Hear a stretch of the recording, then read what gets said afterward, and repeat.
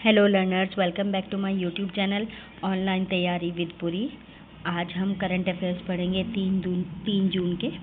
देखिए, सबसे पहला करंट अफेयर्स है 2 जून को दुनिया इंटरनेशनल सेक्स वर्कर्स डे के रूप में मनाती है। अब इसका थोड़ा सा इतिहास पढ़ते हैं। देखिए, 2 जून 1975 को 100 यौनकर्मी फ्रांस के लियोन शहर के एक सेंट नीजियर चर्च, जो कि ये रहा, सेंट नीजियर चर्च में अपनी परिस्थितियों की चिंताओं के लिए एकत्र हुए थे। इसमें एक मीडिया कैंपेन और 8 दिनों की हड़ताल शामिल थी। और इसका कारण था कि पुलिस ने क्या किया था कि उनके जो होटल थे जहाँ पे वो काम करते थे उनको बंद कर दिया था और उनके जो कुछ सहयोगी थे उनकी हत्या कर दी थी।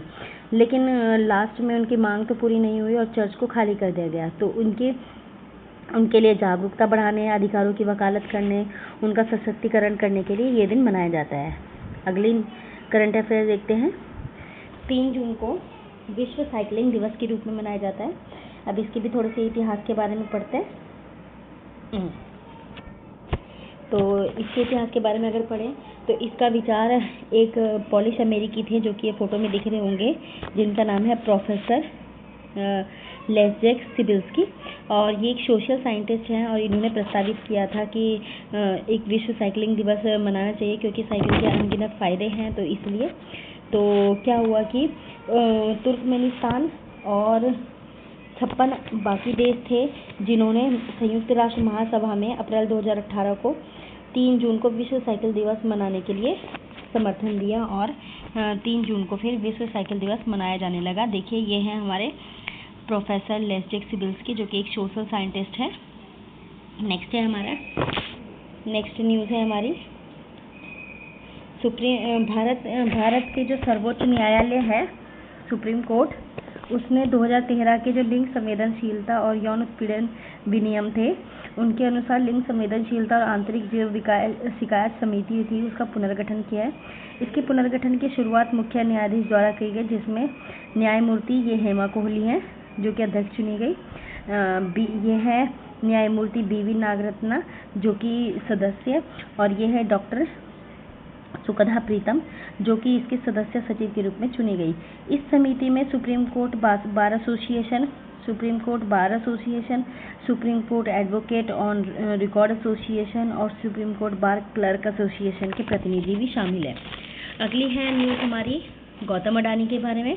गौतम अडानी मुकेश अंबानी को हराकर एशिया के सबसे अमीर व्यक्ति बन गए और ब्लूमबर्ग बिलियनर्स इंडेक्स के अनुसार गौतम अडानी की जो कुल संपत्ति थी वो थी $111 बिलियन, जबकि मुकेश अंबानी की थी $109 billion.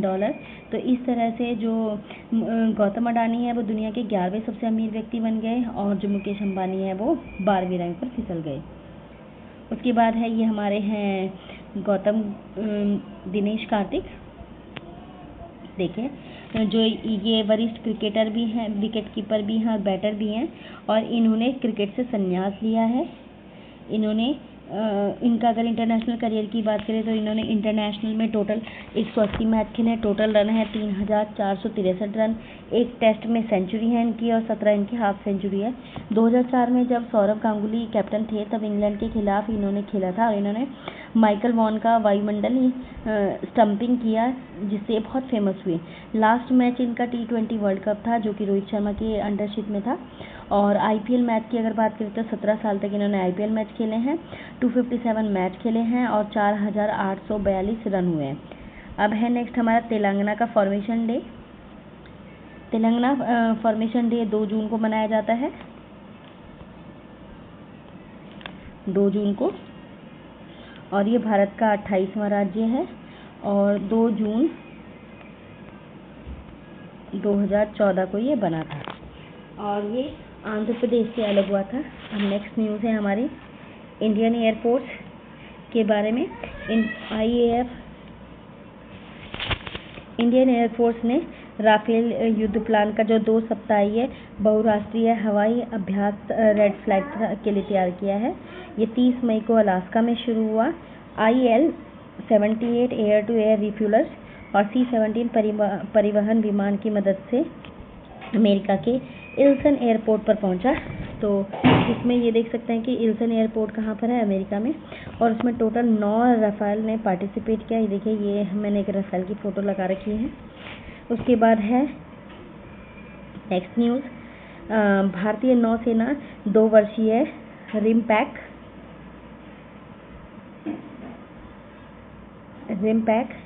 Rim of the Pacific अभ्यास के लिए स्वदेशी स्टील फ्रिगेट INS शिवालिक को तैनात कर रही है, जो 25 जून से 2 अगस्त तक हवाई में होगा। और ये दुनिया का सबसे बड़ा अंतर्राष्ट्रीय समुद्री अभ्यास का 29वां संस्करण है और 1971 में इसकी शुरुआत हुई थी। इसमें जो टोटल कंट्रीज पार्टिसिपेट कर रही है वो है 29।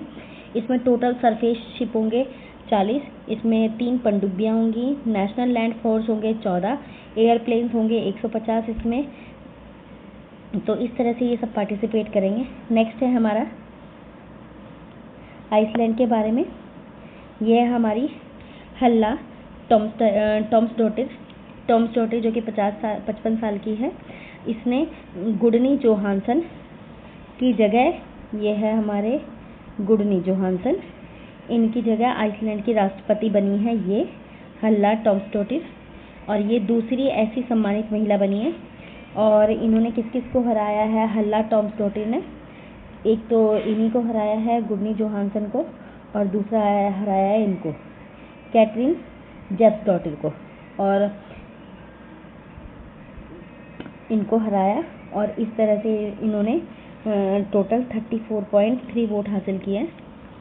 हल्ला टॉम्सडोटिर अपने व्यावसायिक कौशल, मानवता व जलवायु केंद्रित प्रथाओं के समर्थन के लिए जानी जाती है और 1 अगस्त को ऑफिस संभालेंगी। उसके बाद है हमारा नैना जेम्स के बारे में न्यूज़। ये हमारी नैना जेम्स, इन्होंने ताइवान एथलेटिक्स ओपन 2024 में जापान की सुमिरे हाटा है, इनको हराकर इन्होंने स्वर्ण पदक जीता है। इससे पहले इन्होंने एशियन एथलेटिक्स चैंपियनशिप में ब्रॉन्ज जीता था। ताइपे म्यूनिसिपल स्टेडियम में ये चल रहा था, जिसमें 6.43 की लॉन्ग जंप इन्होंने की। इसमें 3rd स्थान कोरिया की यू जियोंगमी ने प्राप्त किया, जिसने 6.14 मीटर की छलांग लगाई। बाकी जो प्रतिभागी थे इंडिया की तरफ से वो थे हमारे अंकेश चौधरी, जिन्होंने 800 मीटर दौड़ में स्वर्ण पदक जीता। देव मीना पोल वॉल्ट स्पर्धा में 5.10 मीटर की ऊंचाई और रजत पदक। डीपी मनु, जिन्होंने भाला फेंक में स्वर्ण पदक जीता। नित्या रामराज, जिन्होंने 100 मीटर दौड़ में रजत पदक प्राप्त किया। विस्मया वीके, जिन्होंने 400 मीटर में कांस्य पदक। हमवतन सोमनाथ चौहान 800 मीटर दौड़ में रजत पदक। तो इस तरह से भारत को टोटल यहाँ पर 3 गोल्ड, 3 सिल्वर और 1 ब्रॉन्ज यानी कि कांस्य पदक मिला। नैना जेम्स ने मार्च में इंडियन ओपन जंप में 6.67 मीटर की कूद के भी शामिल है। उसके बाद है नेक्स्ट हमारा GST के बारे में। मई में GST का संग्रह 10% बढ़कर 1.73 लाख करोड़ हो गया और ये 10% की वृद्धि है, जबकि अप्रैल में ये 2.10 लाख करोड़ था और अप्रैल में तो 17.61 से कम है। मतलब ये कहना चाहता है कि मई में तो ये 1.73 लाख पहुंच गया, जबकि अप्रैल में 2.10 लाख करोड़ था। तो अप्रैल में जितना था उससे 17.61 कम है। नेक्स्ट हमारी जो है वो है वित्त वर्ष 2024 के लिए भारत का राजकोषीय घाटा यानी कि GDP के 5.6% तक पहुंच गया, जो 5.8 जो कि संशोधित अनुमान था उससे कम है। उसके बाद है RBI ने पहली बार अपना जो 10 वर्षीय ग्रीन बॉन्ड था उसकी नीलाम करना था, तो उसको रद्द कर दिया, क्योंकि जो ट्रेडर्स थे उसने कहा कि हम ग्रीनियम का भुगतान नहीं करेंगे। तो इस तरह से जब उन्होंने भुगतान करने से मना कर दिया तो उन्होंने बीच में नीलामी को रद्द कर दिया। ग्रीनियम जो निवेशक होता है उनकी तरफ से चुकाया जाने वाला प्रीमियम है, जो वो उसके सस्टेनेबिलिटी इम्पैक्ट के चुकाने की इच्छा रखता है। नेक्स्ट है हमारे पास national payment corporation of India NPCI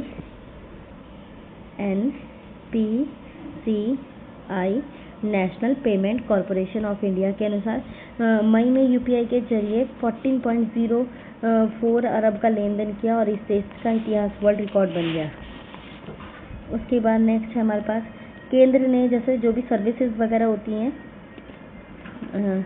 services वगैरह या जो भी सेवाएं वगैरह हैं, उसके लिए देखा होगा हमने आजकल कंपनी की तरफ से कॉल आती है 140 करके, लेकिन अब जो है उन्होंने ये नंबर चेंज कर दिया है क्योंकि उन्हें लगता था कि कई बार जो है जो कस्टमर्स होते हैं वो इस चीज़ को सुनते नहीं, उन्हें लगता है कि कंपनी की कॉल तुरंत रिजेक्ट कर देते हैं, इससे जो भी इंपॉर्टेंट इन्फॉर्मेशन है वो उन तक नहीं जा पाती। तो इसको वापस से लोगों को जागरूक करने के लिए अब उन्होंने जो शुरुआत करी है, अब 160 से स्टार्टिंग होगी नंबर की और इससे नागरिक जो है वैध कॉल पहचान सकेंगे। वर्तमान में 140 थी जो कि मैं अभी भी बता चुकी हूँ। उसके बाद है TSP यानी कि टेलीकॉम सर्विस प्रोवाइडर्स की 160 वाली श्रृंखला का उपयोग सेवा और लेन देन कॉल के लिए भी करना होगा, जैसे 1601 RBI, सेबी, पफरडा और IRDA की सेवाएं के लिए होंगी। उसके बाद लास्ट न्यूज़ है हमारी, ये है हमारी रियल मैड्रिड की टीम। इन्होंने 15वां UEFA